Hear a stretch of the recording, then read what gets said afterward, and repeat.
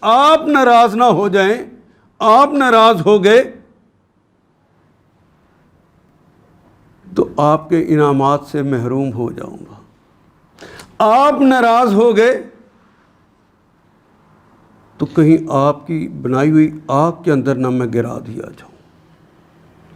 وہ ڈر جاتا ہے۔ اور کچھ اللہ والوں کا خوف ہوتا ہے کہ اللہ جی اگر میں نے اپنے دل کی بات مان لی یا کسی اور دانشور کی بات مان لی، کہیں آپ کی نظروں میں نہ گر جاؤں۔ یہ نظروں میں گرنے کا بھی کوئی اللہ والوں کو پتہ ہے کہ اس سے کتنا نقصان ہو جاتا۔ اللہ کہیں آپ کی نظروں میں تیرے کملی والے کی نظروں میں نہ گر جاؤں،